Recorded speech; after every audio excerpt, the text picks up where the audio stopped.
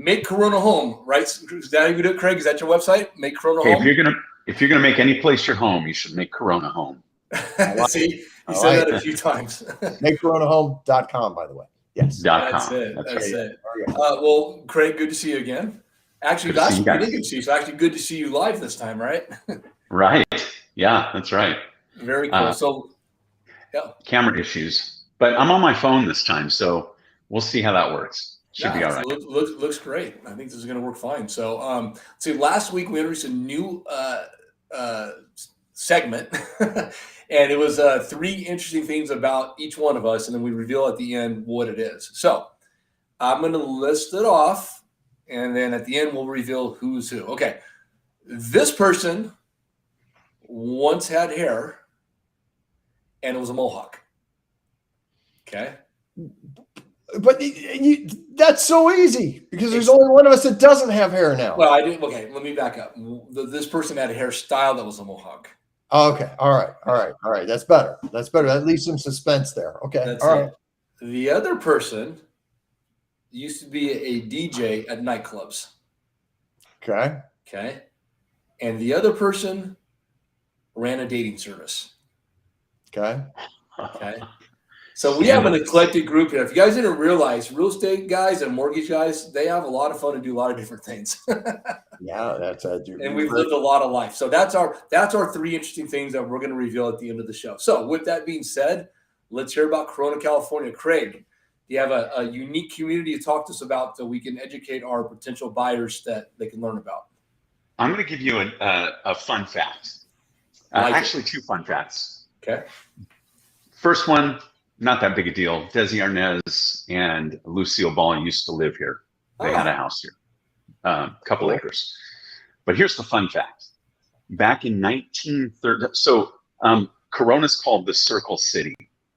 And we have one street that on the map, it's called Grand Avenue, and they divide it east and west. If you look at it on a map, it's a perfect circle. And they used to do race car races. I think they had about 8,000 people that lived here in Corona, or maybe it was 4. It was a very small amount of people, and the first race brought 100,000 people into the city. Oh, it's amazing. And they would race the cars. It was 1913, I think it was the first race, and they would race the cars around Grand Avenue, and it was really, really cool. I wish I was there, but I'd be really old. Scott, you were there, right? No. Yeah, I was. Yeah, that sounds amazing. Well, yeah, that's one of the fun ones. I used to take a motorcycle and go to Sturgis for a motorcycle rally there. And Sturgis is one of those places. I don't know what the population is there, maybe 4,000 people. I mean, it's really rinky-dink small. And then it grows like 500,000 people on motorcycles for a week of absolute chaos and craziness and fun and music and everything else you can think of.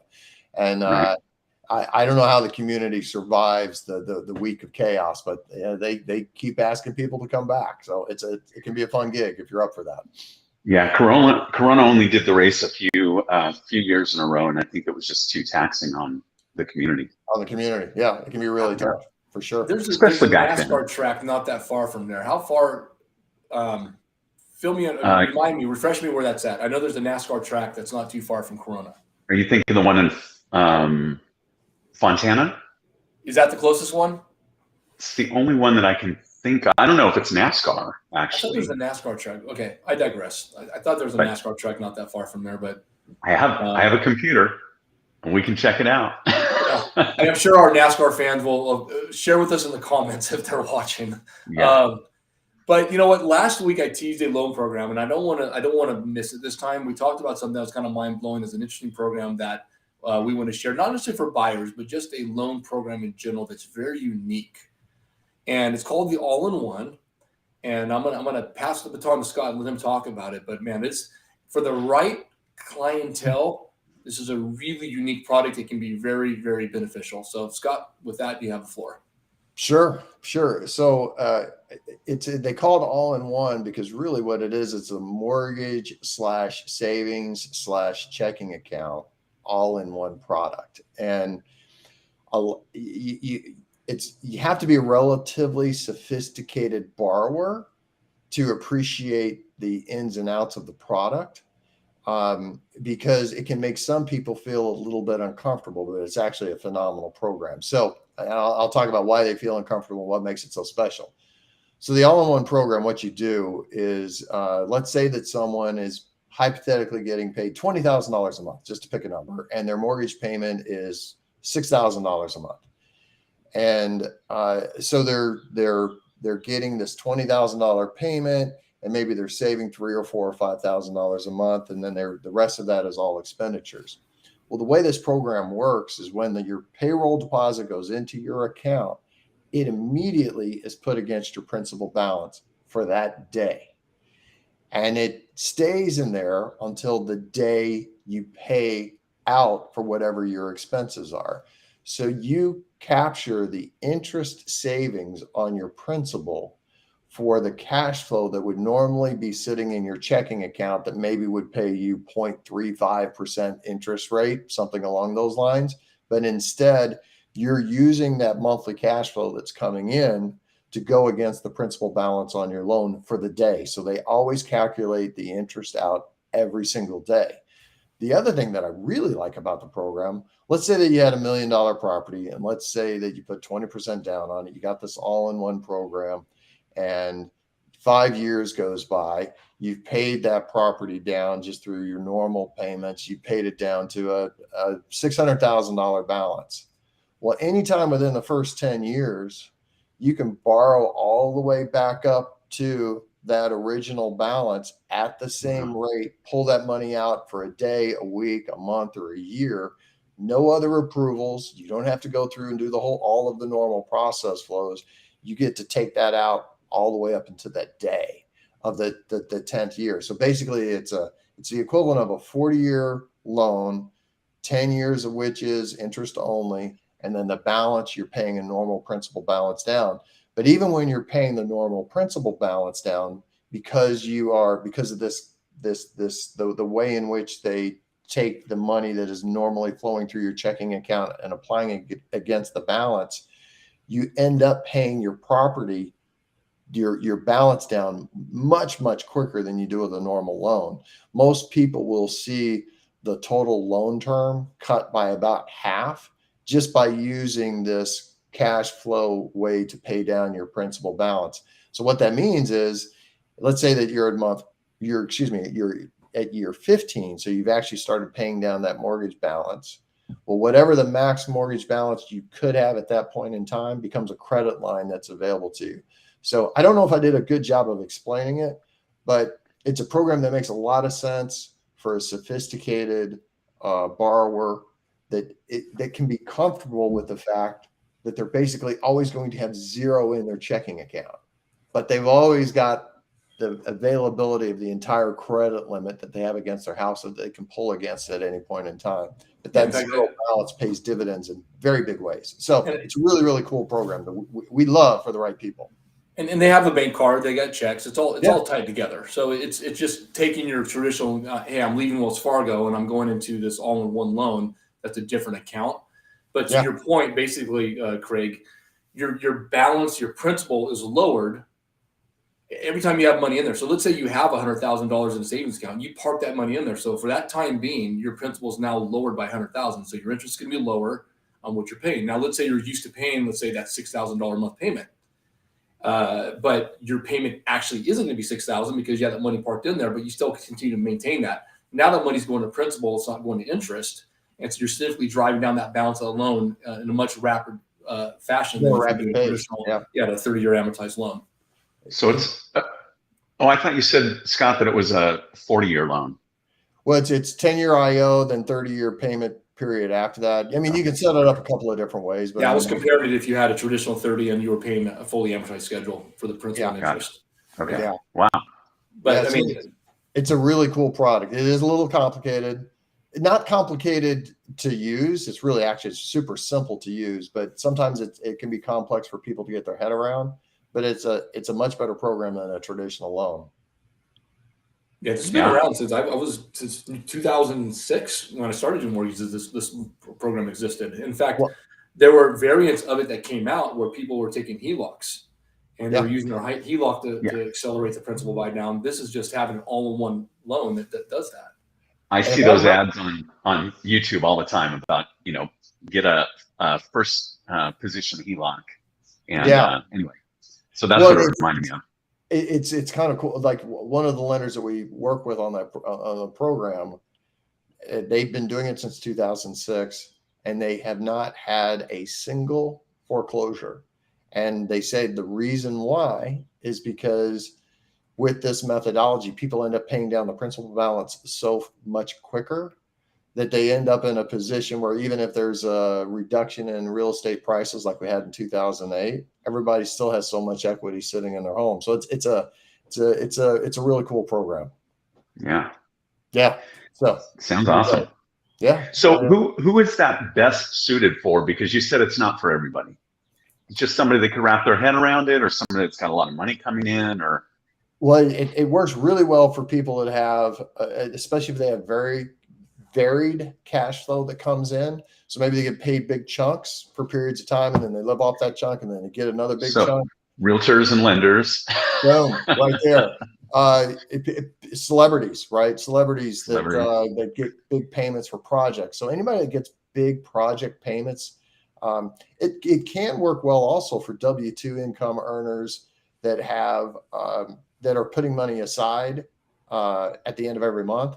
So, in that, let's say that 20 grand a month W-2 earner that might be putting aside 5 grand a month into savings or some other investment vehicle for those people, it goes immediately against that principal balance and is paying it down for whatever period of time they want. And then when they come across an investment that they may want to pull that money out and use it for, it's always available to them. But at least they get the value of putting that money against the principal balance until they're ready to deploy it. So those would be the scenarios where it would make a lot of sense. Yeah. That's great. So go ahead.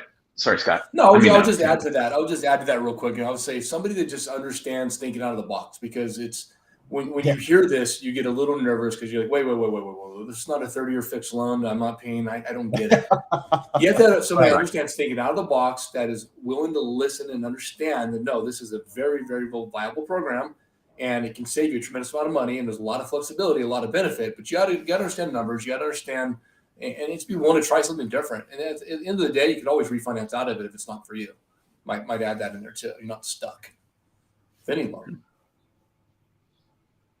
So if you're a saver and you're putting that money away against your mortgage or applied to your mortgage, this is a good loan for you, because you can access that money again if you need to, and you can move it over into another investment if you choose to. Okay, cool. Yeah, and so a lot of people realize you can pay down your mortgage balance, right? So you could, if you're a saver without a program like this, pay extra and it goes against your principal. But there's two big differences with this program than taking that approach. One is, with this approach, with this program, you can always pull that money back out. Mm-hmm. Whereas in a typical mortgage, once you've paid that principal balance down, it's gone. You can't get access to it again.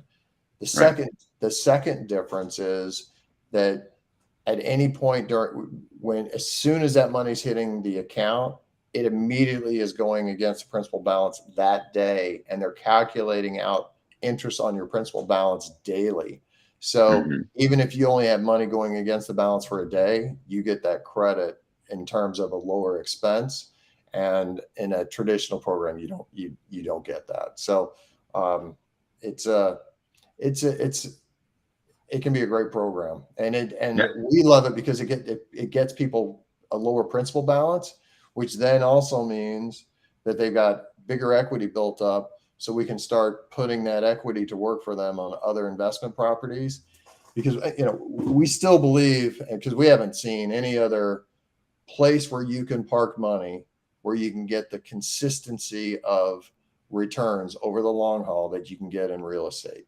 And there are a lot of articles right now on the short-term market and how short-term rentals may no longer be a great place to invest your money, because there have been some individual localized markets where the market has turned against people that are doing that. But take that, set that aside. Long-term trends for long-term rentals. It's still a phenomenal place to park your money, and it's a way with the tax benefits to give you cash on cash returns approaching 20% or more. So, funny you bring that up, Scott. I had a conversation with my neighbor 2 days ago, and he's asking me questions about refinancing and home equity line of credits and different things like that. And I said to him, we started talking about investments, and I said, Darren, if I told you had an investment and you're losing $300 a month between your rent and your mortgage, is that a good investment? And he immediately said no. Yep. I'm like, are you sure? Because that's the challenge we have, though, because everybody thinks in that narrow focus of what's my arbitrage between my mortgage and my rent, am I making money? And I got to tell you, if that was the case, I would never invest in real estate, because you might be breaking even, you might be making a couple $100, but what is that? That's nothing. Right. But if you look at the full picture, and I like to call it, like the 4 pillars, you have that potential arbitrage, right? You have somebody that's paying your mortgage or most of your mortgage, and a part of that's going towards equity in your property. So that equity, correct. Then you have your appreciation that you're gaining in that property, and you're gaining it on the full value of the property, not just your down payment. And I think the biggest, most overlooked one is the depreciation you take on that asset, that loss of depreciating if it was a car, the car wears out. You're taking that as a loss against your business. This is your car. And taking that loss, and then if you accelerate that depreciation and you have enough of those properties, say you have 2-3 of these properties, you're accelerating depreciation each year. Now your tax basis could be zero. I mean, everybody wants to know how Trump pays no income tax. It's because he has tons and tons of real estate that depreciates. It's a simple thing that we all can do. I've got a client who he says I can't get a loan for anything because he's depreciated so much that it looks like he makes negative money. It's like nothing. Smart guy. Smart person, I should say. Yeah, right. They're just doing their job. Well, I mean, the tax code is written to encourage people to do that, right? So, I mean, a lot of people think somebody's doing something wrong. It's no, people are encouraged to put investment into real estate, and the tax law is written to support it. And, paying people like that, those become your good DSCR candidates because they don't have to document any income. It all goes off the property. Yeah, exactly. Ted and I were talking about that earlier, and some of the strategies that people are taking to make sure they hit those limits, because sometimes if you've got, especially in California, there are a lot of markets where a normal DSCR would be difficult to do, because if you're putting the minimum amount down, it's hard for the property to generate the right kind of income, because everybody's counting on appreciation as their big win there. So, but there's some strategies even that you can take into account to get around some of those issues too. Yeah, and to even go a little bit more deeper. So what Scott's alluding to is you're using the income from the property against the debt of the loan, principal, interest, tax, and insurance, to determine what your income is. There's a ratio to qualify for the loan. We're not looking at what you make in your business, your 9 to 5, any of that. We're not taking that into account. We're looking strictly on the income of the property and dividing it against the principal, interest, tax, and insurance. So if it's a high value property and the rent is low, we might have trouble qualifying that property. We can go all the way down to 75. We can go 1.25 on ratio. So you can surpass the amount of money you're paying on that payment. What you're getting for rent, you can surpass that, but you can't go past 70% or 75, excuse me. But so one of the things that we can do is we can put them in a 40-year IO. So now we're taking the principal portion out of that payment, and you're just doing interest. The other thing you can do is look at their insurance, that we have some control over there about the deductibles they pay. So we have them qualify for the highest deductible, lowest payment they can qualify for to put in that loan. And so now we're running that ratio tighter and tighter and tighter. So if you're below that one from that ratio, then you're going to have a better rate and qualify for more loan to value. You can get more loan. As you pass that, you're taking a hit on your ratios and your rate. Because of the risk. Correct. Correct. Right. Yeah. It's all risk-based pricing. I mean, that's ultimately what it always comes down to, right? Yeah. And Ted, I wanted to kind of highlight one of the things that you said early on. Sure. With appreciation, people may not conceptualize, at least here in Southern California. I don't know about the rest of the world, but here in Southern California, the market's kind of stalled out. We're in this funky, weird place. But last year we saw 24% appreciation, right? And so appreciation kind of after 2008, the market just kind of bounced around. 2009, 2011, it started to come up, and it was very slow. 2012, we kind of had a spike, but it just kind of was this even, steady rise to the top, and then we had a boost these last 3 years. That's what happened before 08, and I'm not saying that we're going to have an 08 again. I certainly don't think that.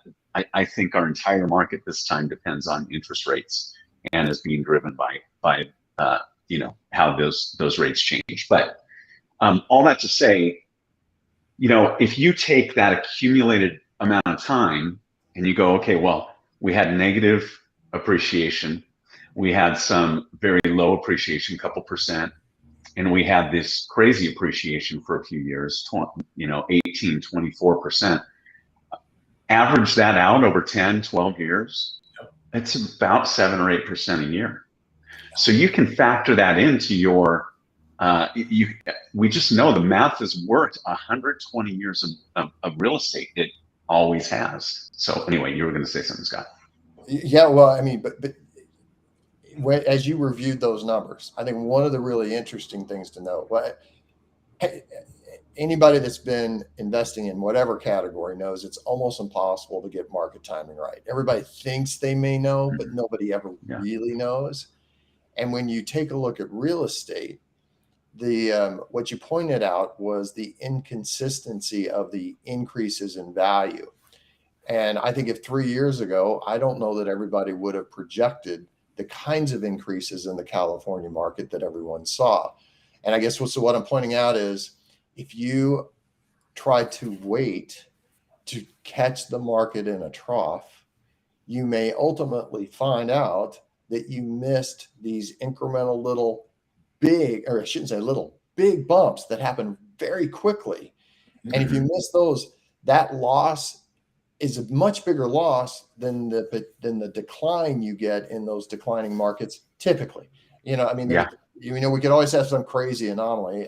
None of us would project. But if you look at the historical standard, the last 120 years, and Ted and I did a model for every 20-year increment over time, looking at what the return ratios were. And if you pick the worst time right before 2008, then at the very, very peak, your return over 20 years was only about a 10% differential in terms of your ROI. I mean, it was 10% of the ROI. It wasn't like it went from 70 to 60. It went from, if it was 70, it went down to 63%, ROI difference. So I think it's crazy when people tell us, hey, we're trying to time this thing. And we're like, oh, okay, well, what's your magic crystal ball that's telling you when is the right time to buy? Because if they have that crystal ball, I want in on it. Exactly. Right. Craig, I have a question for you as a realtor. So, you've been in for 20 years. Right now, I know the cost to build is hyper expensive. How much does that play into a floor support when you're looking at a market and saying, hey, we're seeing these things drop, but we also know the cost to build, you can't build the houses for what they're selling for right now. Does that offer some stability? I don't know. I don't know the answer to that. Fair enough. But it may push people into the resale market because there's already existing inventory, and it's a little bit more stable in pricing because it doesn't depend on raw goods and manpower. It's already there. They've got equity. I feel like your builders would have a line that they want to pass because of the cost to build and what they have in the margins they need to make. I feel like they would hold on to that inventory at a certain level with that number. But Well, I know. they've got to churn that money. They've got to get it That's back true. into the system. Otherwise, they can't build more homes. They're Yeah. always borrowing against themselves. Correct. Right. So Right. yeah, it's probably very challenging for them right now. No, it is Um, for sure. um, I had a question for you too, because we've talked. We share a client that's looking for a multi-unit property and is out there trying to find the right one that meets their requirements. And we've had a number of people come to us and talk to us about ADUs and wanting to put ADUs on the property. As a matter of fact, I think what we're going to do is we're putting together a series of videos with some of the different modular ADU manufacturers that we're going to be interviewing about their product lines and picking some of the best amongst them so people can get a feel for where they can go for help. But how is the local community in terms of their support of ADUs in Corona? Is there a big push to get people to put in ADUs to help with any housing issues, or is there a reluctance to support auxiliary dwelling units being put into existing homes? I don't know for sure, but it seems to me that Corona would be a little reluctant to it. Okay. Right. There are some areas that perhaps it would be a little bit more Open. Open. Yeah. But there are some really there's some I mean, I guess if it's done right, nobody would have an issue with it. But well, some communities just don't support it. Like you can't get because of the zoning. So I'm in Redondo Beach. Everybody knows I'm in Redondo Beach, and in Redondo Beach, the properties were originally laid out, all the lots for single family homes, but now on most of those single family home lots, there are two homes, one behind another, and that's very at least, and sometimes they put four on what was a single unit. And there were, even back a bit ago, there were more regulatory challenges to doing it. Now you can, if you want to put in a modular ADU, they're receptive to it because the projected demand versus the availability of new homes is, that differential so high that they are, sorry about that, guys, that they're being more supportive of it. But I'm always just curious about that from market to market. But we're going to do a little bit of studying on that with some of the modular builders, and we'll let you know if we find out anything exciting about the Corona market as a result. All right, cool. It'd be good to know. Okay, so we're running out of time. We're gonna do two fun things real quick. So I'm taking a hypothetical road trip this weekend, and my first stop's gonna be Redondo Beach, and then I'm gonna circle through Corona. I'm gonna spend Saturday in Redondo, Sunday in Corona, and then I'm heading back to Vegas. Scott, where am I going to when I head to Redondo Beach on Saturday? You're going to go to Captain Kidd's. That's where you're going to go, and you're going to go there because they have the most amazing fresh seafood around. I would say the only thing that really touches them is Santa Monica seafood, which is also a wonderful place for seafood. But you get stuff that's coming in fresh off the boat. Now, common misconception: fresh fish on ice in a place like that. You think, oh my God, it's fresh, never frozen. That's not true, because when the big boats go out, all that stuff is frozen until it gets back, and then they thaw it out. So everything, unless something was caught that day, which is extraordinarily rare, has been frozen. But with that said, Captain's Kidd's, great fresh stuff. They'll cook it for you there, and you can bring it home. They'll cook it for you, and you have a great meal on a picnic table out overlooking the water. Or my preferred method, go get the fresh fish, bring it home, and I make it exactly the way that I like it. But that is definitely worthwhile to check out. Sounds amazing. Yeah, it's good. All right, now I'm back in the car and head to Corona. Where am I at, Craig? Well, you're gonna go into Orange County or back to Manhattan.